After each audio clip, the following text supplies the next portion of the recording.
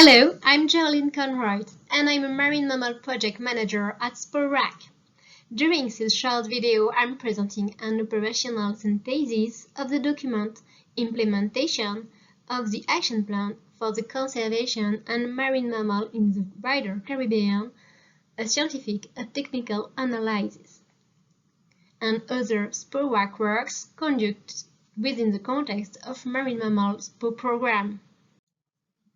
The scientific and technical analysis of the Marine Mammal Action Plan implementation are based on the collection, synthesis, and evaluation of diverse array of data, not only pertaining to the 70 countries which are currently contracting party to SPO, but to the wider Caribbean region.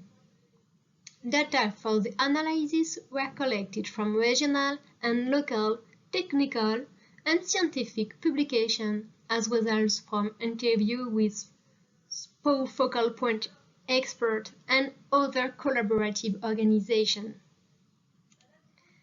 An overview of the major threats to marine mammals in the region was conducted and concerned fisheries interaction, habitat degradation and coastal development, pollution and marine mammal health, protection area and other management regime, research program, whale watching and associated activities, marine mammal strandings, marine mammals in captivity, acoustic disturbance and underwater noise, vessel strikes, and climate change.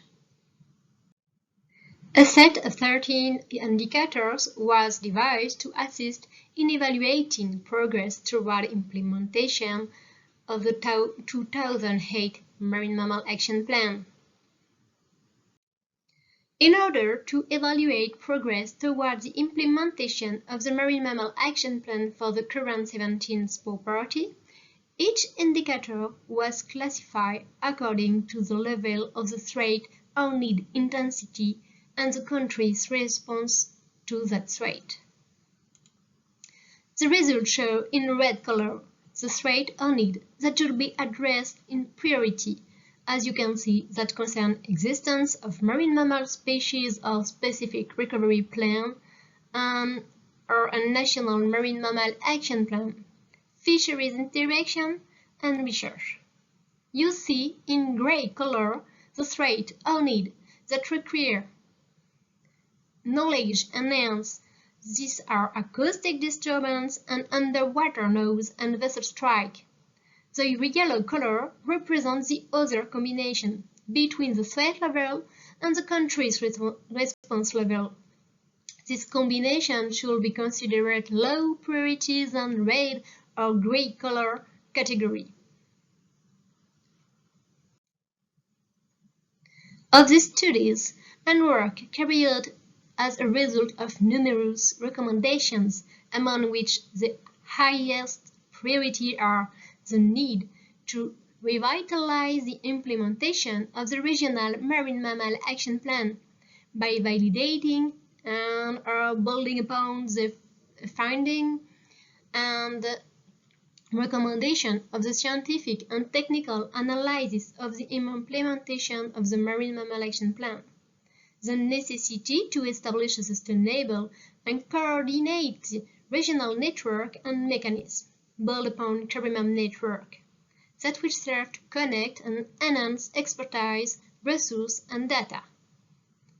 The need to strengthen collaboration with regional and international organizations involved in marine mammal conservation like IWC, IUCN, MPA, and other sanctuaries, and other international organizations involved in activities identified as potentially having a major impact on marine mammals.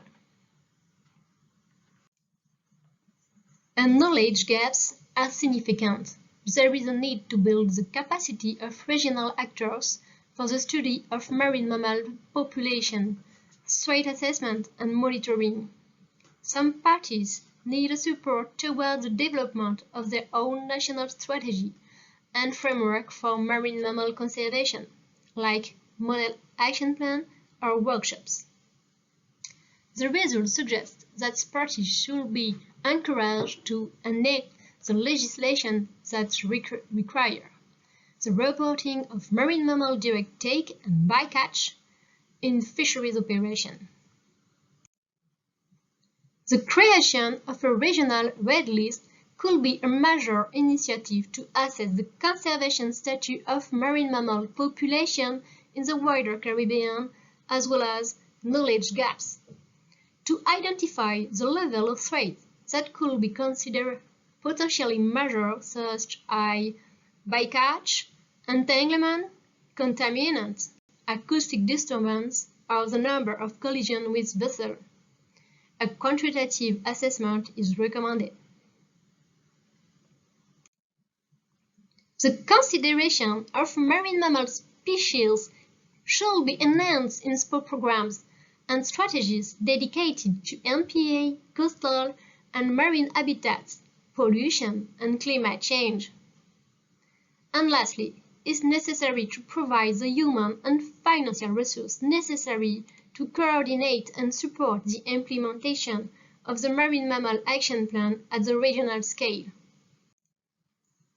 We invite you to read the real important report named 42 in 29, Addendum 1, and presented by our contractors Scott Nevis and Monica Borobria in a video in the SPORAC YouTube channel.